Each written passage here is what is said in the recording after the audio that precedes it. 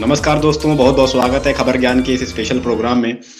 दोस्तों, लोकसभा चुनाव से पहले विपक्षी दल काफी मजबूती से अब चुनाव लड़ते हुए नजर आ रहे हैं। बीच में हालांकि गठबंधन में, इंडिया गठबंधन में कुछ टूट-फूट की खबरें सामने आई थी, लेकिन आज पटना में जो दृश्य सामने आए हैं, उससे विरोधी खेमे में, भाजपा खेमे में चिंता बढ़ना लाजमी है। क्योंकि आज पटना में तेजस्वी यादव के आरजेडी जो पार्टी है, उसने जो आज महारैली बुलाई महागठबंधन की, उसमें जबरदस्त भीड़ दिखाई पड़ी।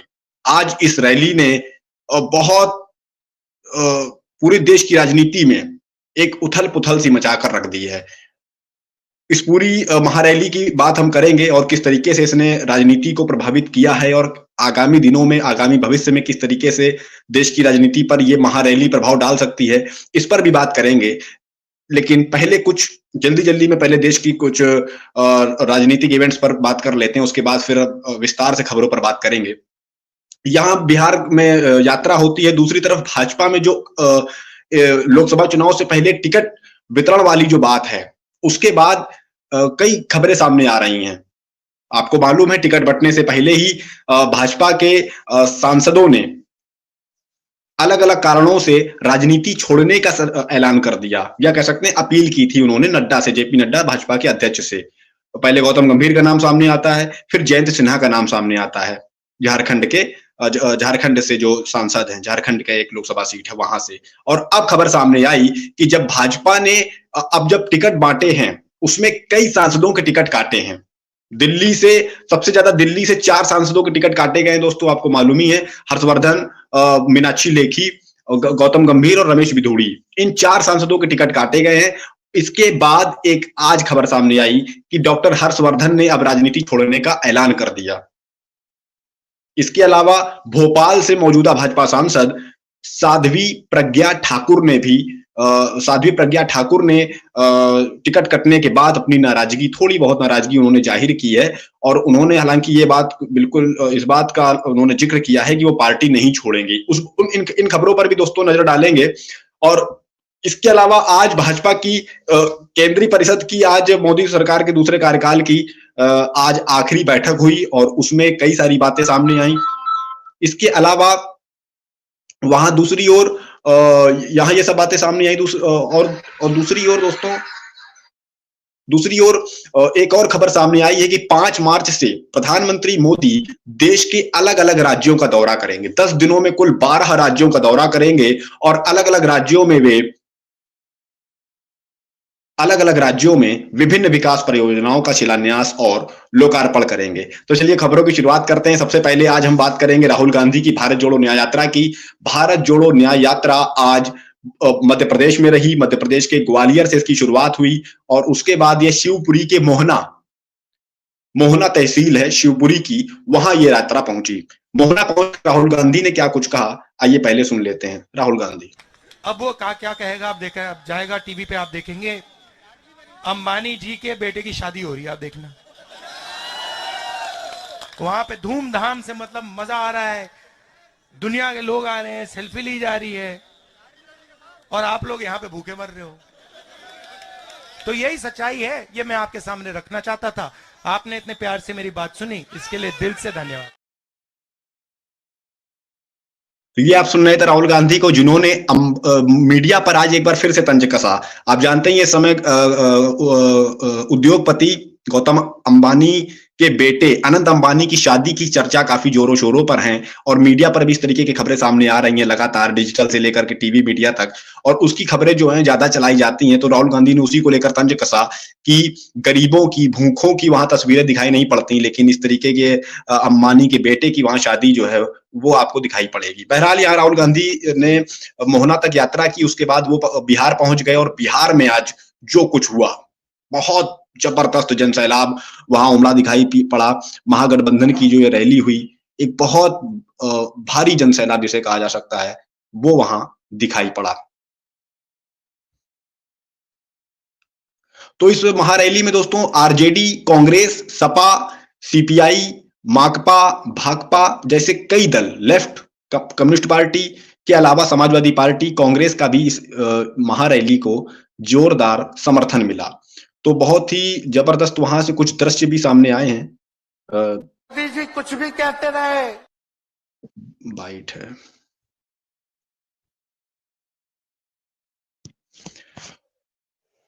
तो ये जो आप दृश्य देखिए, बहुत ही भारी जनसैलाब, अनुमान लगाया गया कि लगभग 9 से 10 लाख लोगों की भीड़ पटना के इस ऐतिहासिक गांधी मैदान में उमड़ी।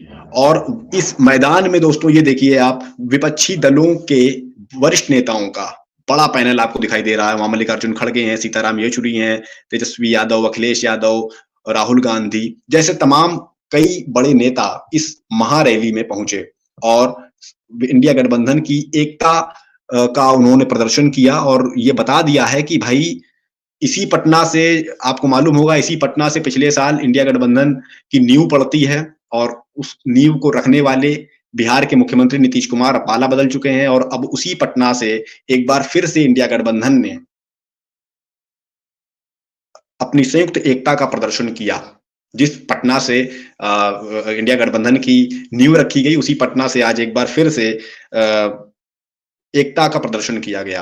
तो यहाँ कई सारे नेताओं ने अपनी अपनी बातें रखी हैं दोस्तों, धीरे धीरे सबकी बातें आपको समझाएंगे। सबसे पहले तो अगर हम वरिष्ठ नेताओं की बात करते हैं, बड़े नेताओं की बात करते हैं, तो सबसे पहले तेजस्वी यादव ने अपनी अपनी बात रखी। उन्होंने आरजेडी की आज एक नई फुल फॉर्म बताया। उन्होंने आरजेडी का मतलब आर से बताया। उन्होंने आरजेडी का दोस्तों एक, चलिए उनका बयान ही सुन लेते हैं, उसके बाद फिर मैं अपनी बात को आगे बढ़ाऊंगा। उन्होंने आरजेडी का एक फुल फॉर्म बताया है और उन्होंने क्या कुछ कहा, आइए सुन लेते हैं दोस्तों। तेजस्वी यादव कुछ भी कहते रहे, लेकिन आरजेडी का मतलब है आर से राइट्स यानी अधिकार, जे से जॉब मतलब नौकरियां और डी से डेवलपमेंट मतलब विकास, यानी अधिकार, नौकरियां, विकास, राइट्स, जॉब, डेवलपमेंट, ये है आरजेडी का मतलब। ये आप सुन रहे थे, उन्होंने बताया कि आर से राइट्स, जे से जॉब्स और डी से डेवलपमेंट, यानी हम अधिकार, जॉब्स और विकास देने वाली पार्टी है। उनका जो लब्बू लाभ कहने का था वो यही था। तो यहाँ आरजेडी नेता तेजस्वी यादव, जिन्होंने जन विश्वास यात्रा की थी पूरे बिहार भर में और उन्होंने बिहार वालों से पटना में जुटने की अपील भी की थी और आज वो दृश्य, उस अपील का असर आज पटना में दिखाई पड़ा। तो यहाँ उन्होंने इसके अलावा तेजस्वी यादव ने मोदी की गारंटी को लेकर भी कई सारी बातें कही। उन्होंने मोदी की गारंटी को लेकर के प्रधानमंत्री मोदी पर निशाना साधा और उन्होंने क्या कुछ कहा, ये सुन लेते हैं। एक बार गाना सुने हैं आप लोग, ऋतिक रोशन का फिल्म का गाना है। अब मोदी जी कल कह रहे थे मोदी की बड़ी मजबूत गारंटी है, मोदी की गारंटी, मोदी की गारंटी। अरे मोदी जी जरा हमारे चाचा का गारंटी लेके दिखाओ। क्या हमारे चाचा का गारंटी ले सकता है कोई? अरे बताओ, कोई ले सकता है क्या? कहा जब चाचा बोल रहे थे कि अब हम नहीं जाएंगे कहीं, अब हम यहीं रहेंगे आजीवन, तो मोदी जी हंसने लग गए। क्यों हंस रहे थे भाई? मोदी जी क्यों हंस रहे थे? और हमारे चाचा को बार बार ये क्यों बोलना पड़ता है कि हम जो है अब कहीं नहीं जाएंगे, मर जाएंगे, मिट जाएंगे, मिट्टी में मिल जाएंगे, लेकिन अब हम कहीं नहीं जाएंगे। ये आपने सुना तेजस्वी यादव को कि उन्होंने मोदी जी को ये चुनौती सी दी है कि क्या वो नीतीश कुमार के ना पलटने की गारंटी ले सकते हैं। इसके अलावा तेजस्वी यादव ने प्रधानमंत्री मोदी को भी एक बड़ा जोरदार जवाब दिया, जिसमें मोदी जी ने परिवारवाद को लेकर के तेजस्वी यादव पर हमला बोला था। इशारों ही इशारों में उन्होंने कहा था कि सत्ता तो पा लेते हैं परिवारवाद वाले बेटे, उनके अपने माँ बाप से सत्ता तो पा लेते हैं, लेकिन वो अपने बाप के, अपने पिता के कामों का उल्लेख नहीं कर पाते हैं, अपने कामों का जिक्र नहीं कर पाते हैं। तो तेजस्वी यादव ने आज लालू यादव के भी कामों का जिक्र किया। उन्होंने क्या कुछ कहा, ये सुन लेते हैं तेजस्वी यादव को, उन्होंने क्या कुछ कहा। एक बार गाना सुने हैं आप लोग, ऋतिक रोशन का फिल्म का गाना। ये वही नीतीश कुमार जी हैं जब 2020 में हमने वादा किया था कि 10 लाख सरकारी नौकरी देंगे, तो मुख्यमंत्री जी ने कहा परिवारवादी राजनीति की एक और विडंबना है, मां बाप से विरासत में पार्टी और कुर्सी तो मिल जाती है, लेकिन मां बाप की सरकारों के काम का एक बार भी जिक्र करने की हिम्मत नहीं पड़ती है। 10 साल आपने क्या किया? अरे लालू जी मुख्यमंत्री थे, जो देश में कभी नहीं हुआ। मानसिक गुलामी से मुक्ति लालू जी ने दिलाया। बिहार में सामाजिक न्याय करके दिखाया, गरीबों को आवाज दिया। आज कोई भी गरीब 90 के बाद अपना अधिकार के लिए लड़ना जानता है, अति पिछड़ा लड़ना जानता है। तो ये उन्होंने प्रधानमंत्री मोदी को बहुत ही सख्त लहजे में जवाब दिया, बहुत ही जिसे कहा जाता है करारा जवाब देना, उस लहजे में उन्होंने जवाब दिया। इसके अलावा अपने चाचा नीतीश कुमार के पलटने और बिहार के मुख्यमंत्री नीतीश कुमार के पलटने पर भी उन्होंने जोरदार तंज कसा।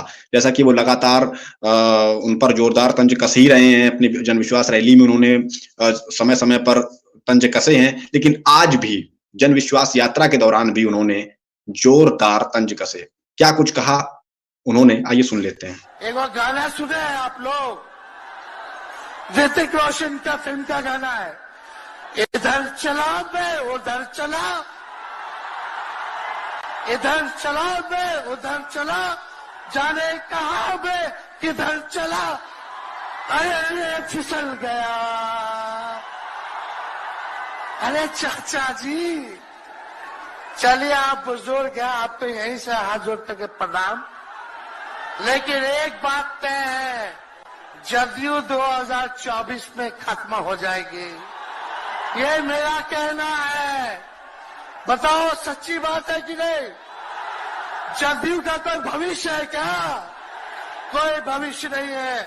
आप इधर चलिए उधर चलिए, अब आपका कुछ बचबे नहीं करेगा तो आप फिसल जाओगे, कहीं के नहीं रहोगे।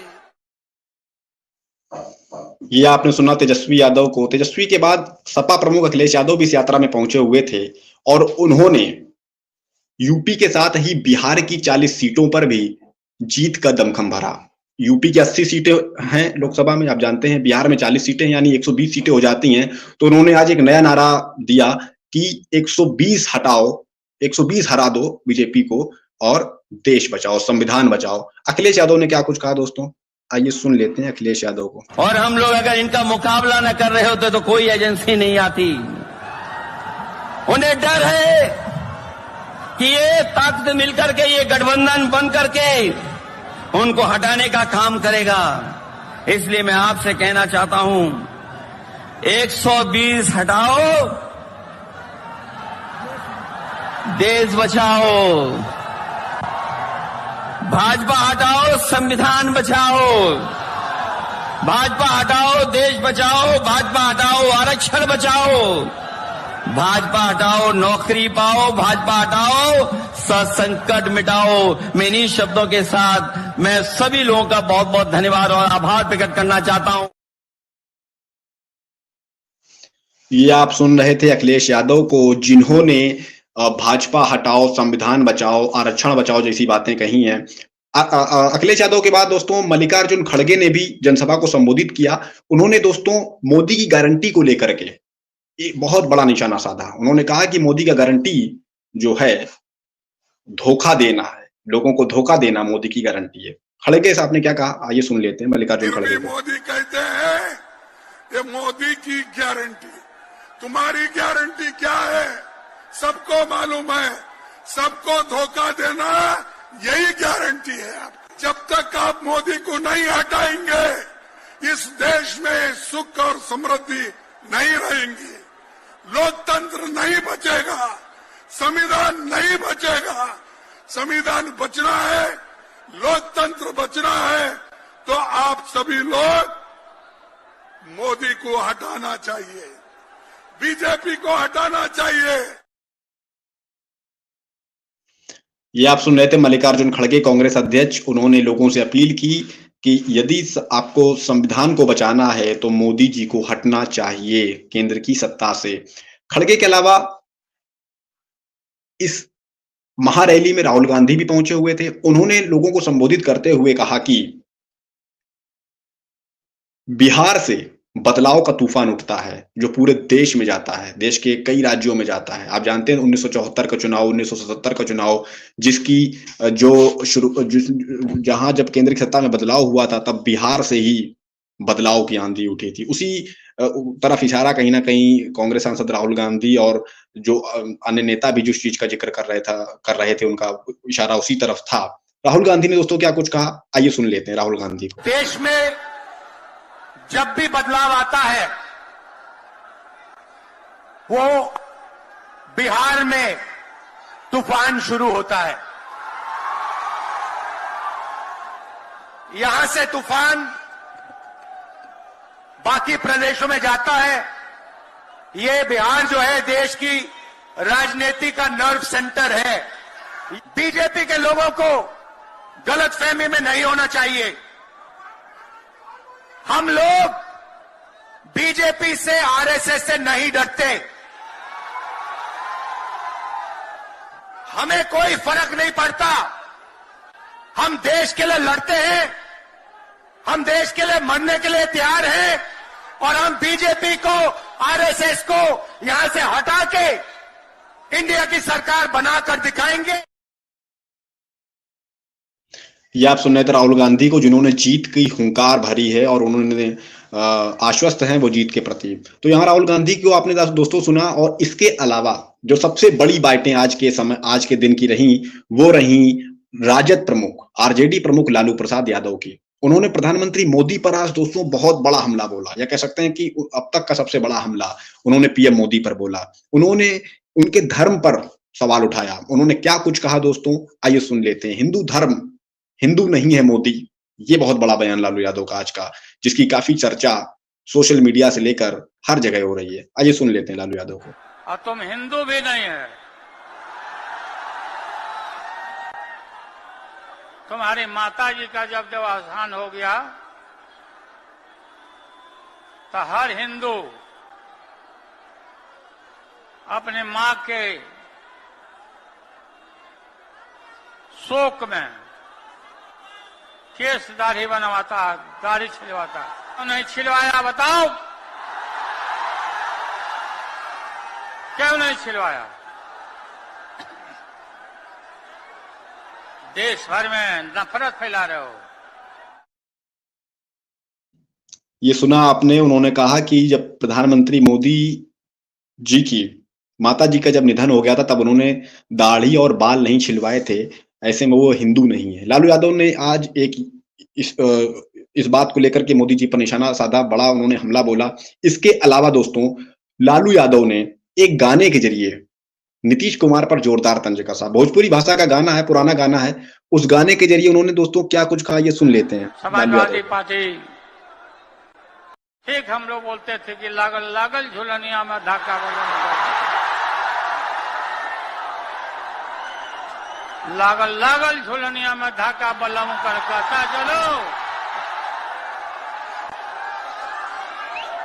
और फिर इन्हें लौट के आगे की हिम्मत करी है तो से बढ़िया से धक्का मिली फिर।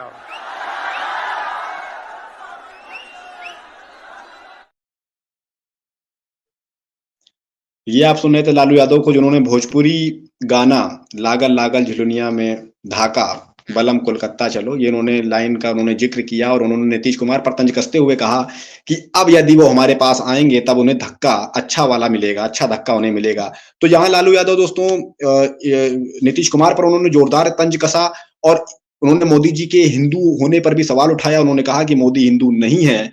और इसके अलावा उन्होंने दोस्तों जीत की हुंकार भरी। उन्होंने कहा कि दिल्ली पर कब्जा करना है। क्या कुछ कहा, आइए सुन लेते हैं लालू यादव को। समाजवादी पार्टी और राष्ट्रीय जनता दल और गठबंधन, झारखंड, हेमंत सोरेन, ये सब मिलके हम लोग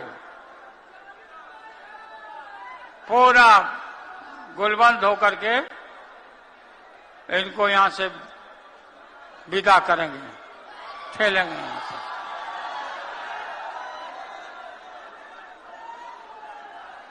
दिल्ली के ऊपर कब्जा करना है। ये देखिए आपने लालू यादव की हुंकार उन्होंने सुनी और आज काफी चिर परिचित अंदाज में नजर आए, जिस अंदाज में कभी वो राजनीति किया करते थे। हम तो खैर अब उनके किस्से हमारे जमाने में तो हमने तो उनकी राजनीति देखी नहीं अपने जमाने में, लेकिन जो सुनते हैं वरिष्ठ पत्रकारों से, राजनीतिक विश्लेषकों से और किताबों में जो पढ़ते हैं या जो कुछ सुनते समझते हैं वो यही समझते हैं कि लालू यादव जो है आज अपने चिर परिचित अंदाज में नजर आए। उनकी जो भाषा शैली थी उसमें देखिए उन्होंने भोजपुरी शब्दों का भी यूज किया और लालू यादव जो हैं वो प्रधानमंत्री मोदी की तरह ही जनता की नस जानते हैं या कह सकते हैं नब्ज जानते हैं कि वो जनता किन बातों को पसंद करती है, किन लाइनों को पसंद करती है और क्या संदेश जनता के बीच देना है उनको। ये लालू यादव काफी अच्छी तरीके से जानते समझते हैं और आज उनका वो संदेश जो है वो आपने सुना समझा। यहाँ इंडिया गठबंधन पटना में आज एकजुट था और अपनी संयुक्त एकता से शक्ति प्रदर्शन कर रहा था। लाखों की भीड़ वहां अनुमान जताया गया, मैंने आपको बताया भी कि 5 से 10 लाख के बीच वहां भीड़ उमड़ी हुई थी गांधी मैदान में और काफी भीड़ जो पटना की सड़कों पर भी थी। वहीं दूसरी ओर भाजपा में लगातार दूसरे दिन भगदड़ जैसे हालात या कह सकते हैं कुछ अंदरूनी कुछ उठापटक जैसी स्थितियां बनी हुई हैं। कल भाजपा ने आप जानते हैं 195 सीटों पर अपने प्रत्याशियों की घोषणा की। उसके बाद उस लिस्ट में भाजपा ने कई नाम काटे हैं। सबसे ज्यादा नाम सामने आते हैं दिल्ली से। पिछली बार दिल्ली की 7 लोकसभा सीटें जो हैं वो भाजपा ने जीत ली थी और अब की बार वहां से भाजपा ने कुल 4 सांसदों के टिकट काटे हैं। कौन कौन? हर्षवर्धन, मीनाक्षी लेखी, गौतम गंभीर और रमेश बिधूड़ी।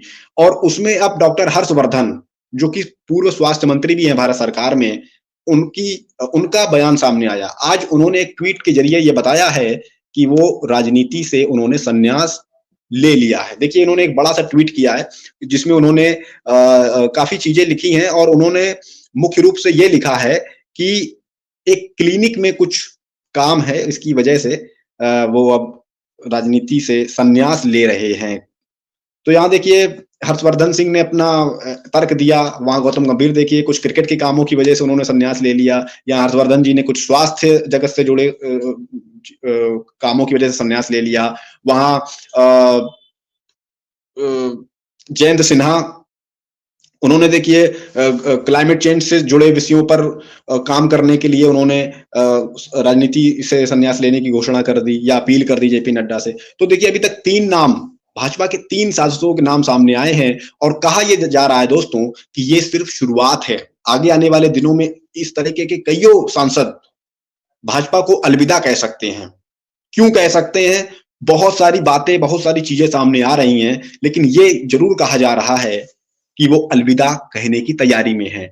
यहां दिल्ली से हर्षवर्धन का टिकट काटा गया, वहां दूसरी ओर भोपाल से मौजूदा भाजपा सांसद प्रज्ञा ठाकुर, साध्वी प्रज्ञा ठाकुर, उनका भी टिकट भोपाल से काटा गया, जिन्होंने पिछले लोकसभा चुनाव में 2019 में अपने विरोधी प्रत्याशी को बड़े अंतर से हराया था और वो जीती थी। लेकिन उसके बाद उनका एक बयान सामने आता है। वो बयान क्या होता है, वो बयान क्या उन्होंने दिया था, क्या उसी की वजह से उनका टिकट काटा गया, इसके बारे में बाद में बात करेंगे। पहले उनका बयान देख लेते हैं, उन्होंने आज कुछ कहा। उन्होंने देखिए लिखा है कि उन्होंने कहा है कि यह संगठन का निर्णय है, इसमें यह नहीं सोचना चाहिए कि क्यों टिकट कटा। मैंने पहले भी टिकट नहीं मांगा था, अब भी नहीं मांगूंगी। हो सकता है कि मैंने ऐसे शब्दों का इस्तेमाल कर लिया था जो मोदी जी को पसंद नहीं आए। मेरा पार्टी छोड़ने का कोई विचार नहीं है। तो ये देखिए साध्वी प्रज्ञा ठाकुर का ये बयान, और उन्होंने उस बयान की ओर भी उन्होंने इशारा कर दिया है जो बयान उन्होंने संसद में दिया था और महात्मा गांधी को मारने वाला नाथूराम गोडसे को उन्होंने देशभक्त करार दे दिया था। इसके बाद प्रधानमंत्री मोदी ने अपनी नाराजगी भी जाहिर की थी और उन्होंने कहा था कि वो दिल से कभी भी साध्वी प्रज्ञा ठाकुर को माफ नहीं कर पाएंगे। और राजनीतिक गलियारों में इसी बात की चर्चा है कि शायद इसीलिए उनका टिकट कटा। यहां उनका टिकट कटा और उनकी थोड़ी बहुत नाराजगी सामने आई। वहां दूसरी ओर पश्चिम बंगाल के आसनसोल लोकसभा से भाजपा प्रत्याशी बनाए गए भोजपुरी गायक, मशहूर गायक पवन सिंह ने चुनाव न लड़ने की बात कही। उन्होंने आज एक ट्वीट किया दोस्तों, और उन्होंने ट्वीट में देखिए क्या कुछ लिखा है। उन्होंने लिखा है कि भारतीय जनता पार्टी के शीर्ष नेतृत्व को दिल से आभार प्रकट करता हूं। पार्टी ने मुझ पर विश्वास करके आसनसोल का उम्मीदवार घोषित किया, लेकिन किसी कारणवश मैं आसनसोल से चुनाव नहीं लड़ पाऊंगा। ये देखिए दोस्तों, उन्होंने लिखा है कि धन्यवाद भारतीय जनता पार्टी को कि भाई मुझ पर भरोसा जताया, लेकिन मैं चुनाव नहीं लड़ पाऊंगा। ये बात कही है पवन सिंह, भोजपुरी गायक, सुपरस्टार। और इसके पीछे अलग अलग कारण सामने आ रहे हैं, जिसमें 2 कारण दोस्तों सामने आ रहे हैं। जो राजनीतिक गलियारों में जो चर्चा चल रही है, मैं उन बातों का आपसे जिक्र करना चाहूंगा। एक कारण ये सामने आ रहा है कि उनके गाए कुछ गाने, उसकी वजह से कुछ ऐसे गाने जो अच्छे समाज के लिए अनुकूल नहीं माने जाते, उन गानों की वजह से उन पर दबाव था कि वो भाजपा के टिकट पर चुनाव न लड़ें। और वो कुछ बंगाली समाज से संबंधित गाने बताए जा रहे हैं, क्योंकि पश्चिम बंगाल की लोकसभा सीट से उनको प्रत्याशी बनाया गया था।